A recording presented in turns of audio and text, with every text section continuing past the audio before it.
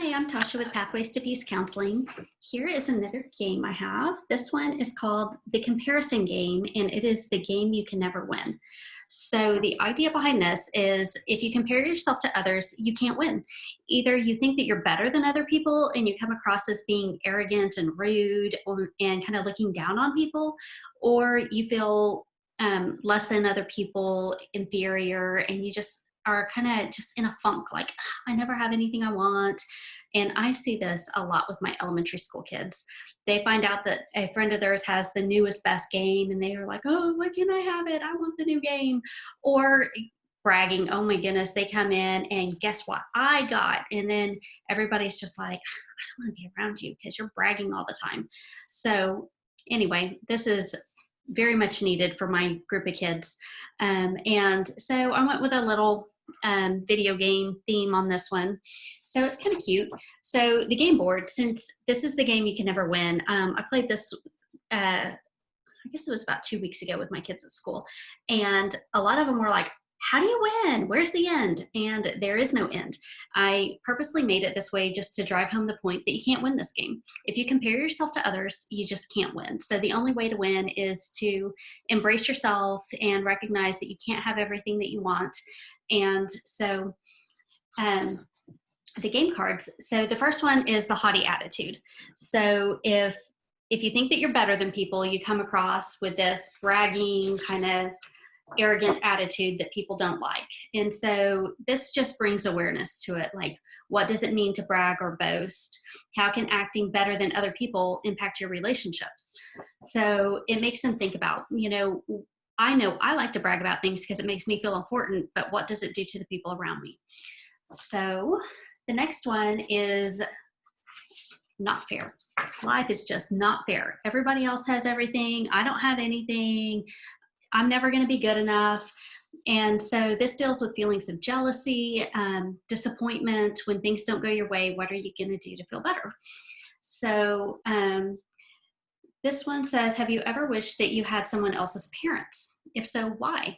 So they can think about, so it's not always about objects. It could be that somebody went on a really cool vacation, or somebody's parents let them do whatever they want. Kids get jealous over all sorts of different issues. So these 12 cards just kind of deal with what happens when you feel like life is not fair. Stay grateful. So this is training your brain to be grateful for what you have. And so this is just recognizing, like I said, that you're not going to have everything that you want. So how can you just keep your thoughts positive on what you do have going for you? And one analogy I like to tell kids is, imagine 3 houses. You've got a big house, you've got a medium-sized house, and then you have a little bitty house. So if you're in the middle, you can look to one side and see somebody that has it way better than you, and you think, oh, they've got it all going on over there. And then, or you can look at this little house and be like, oh, I'm doing a lot better than them. And, there's always going to be somebody that has more, and there's always going to be somebody that has less. And so it's not really good to compare. And either way, there's just nothing good that can come of it from comparing. But being grateful and recognizing that everybody has gifts or talents or things that other people don't have. And there's other gifts, talents, and things that they don't have. And so this is just focusing on what you do have and being grateful for it. So tell about 2 things that you're thankful for. Tell about one of your talents.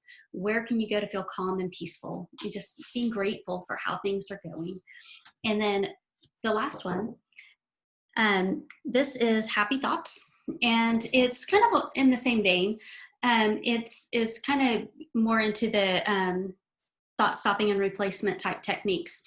So it just kind of teaches kids how to stop those negative thoughts, focus on something positive, be aware of those negative self-talks, re-script those thoughts that come to them.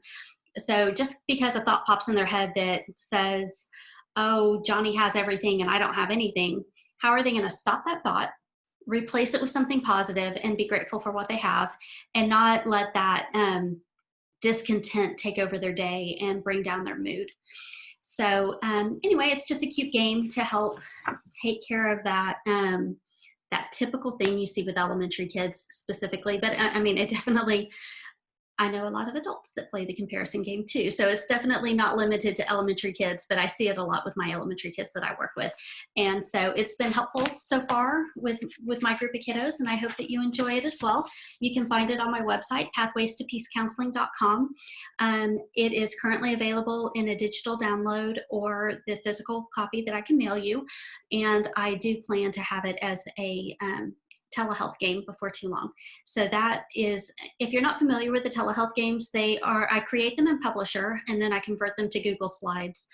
So I post them, like if you buy it on my website, I put it in a zip file. So you get the Publisher file, and then I put just a Word document that's a link to Google Slides, because you can't save the Google Slides to your hard drive.